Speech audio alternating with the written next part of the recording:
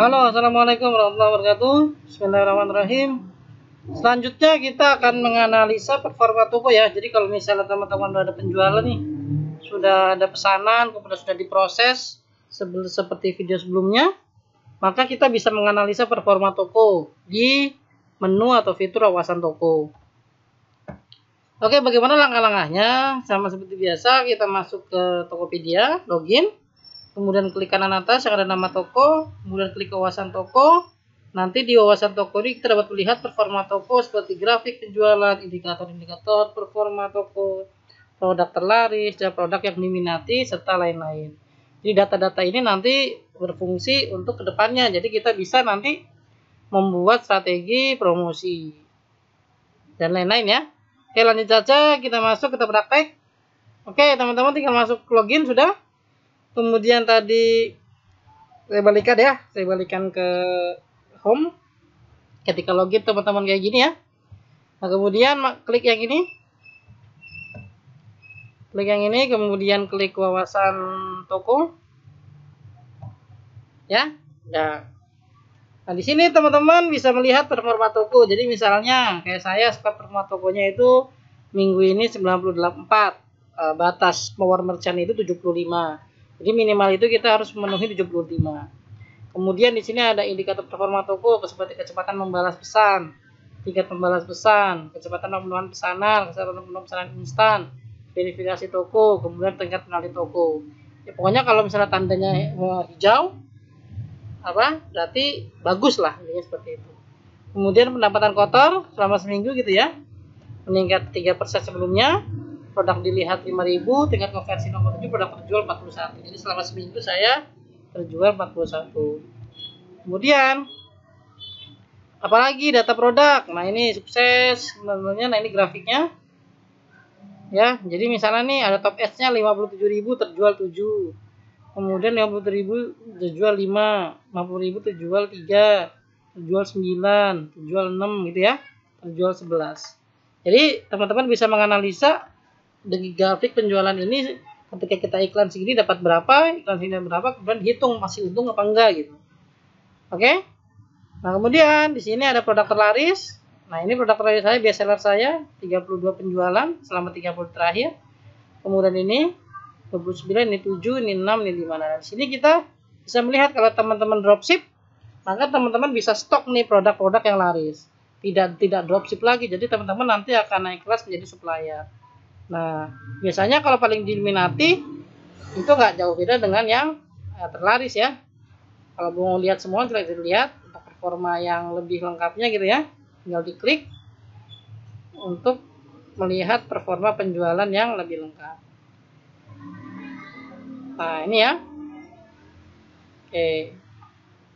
Nah, ini ada sekitar 20 produk pertama yang diturutkan berdasarkan penjualan dan tingkat konversi. Nah, teman-teman bisa dilihat nih, kira-kira kalau misalnya ada daftar produk di sini, kita bisa langsung iklankan, bisa iklan. Jadi misalnya, oh ini bagus nih, kita iklankan lah, misalnya gitu kan, klik.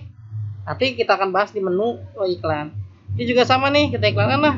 Karena misalnya kita melihat konversinya bagus.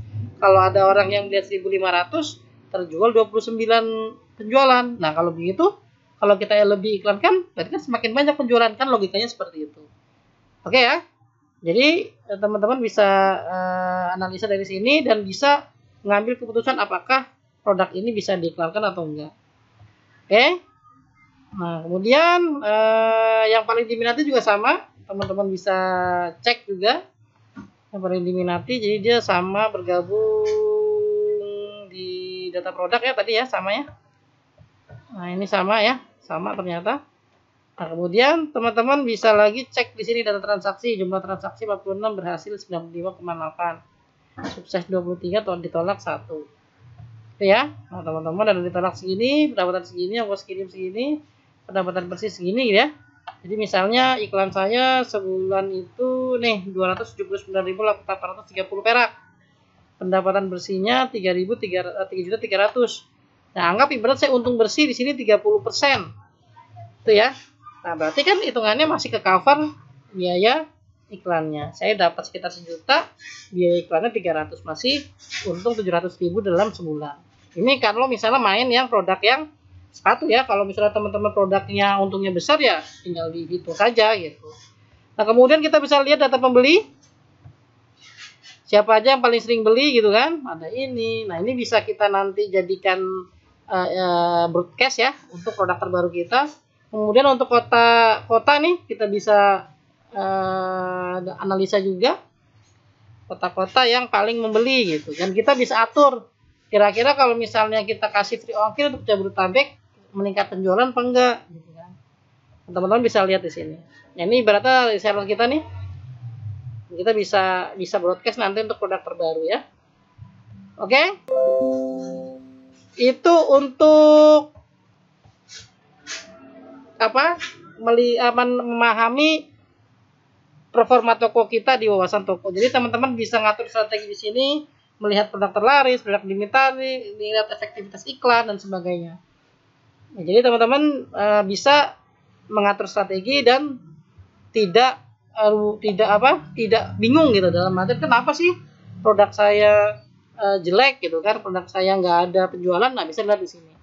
Jadi bisa dilihat kalau konversinya tadi jelek nih, tingkat konversinya di bawah 0,5% lah, itu berarti perlu ditinjau apakah misalnya harganya kemahalan atau kemudian reviewnya jelek atau kemudian kita tambahin add value, gratis ongkir, gratis sendal. Nah, itu bisa dimaksimalin di sini.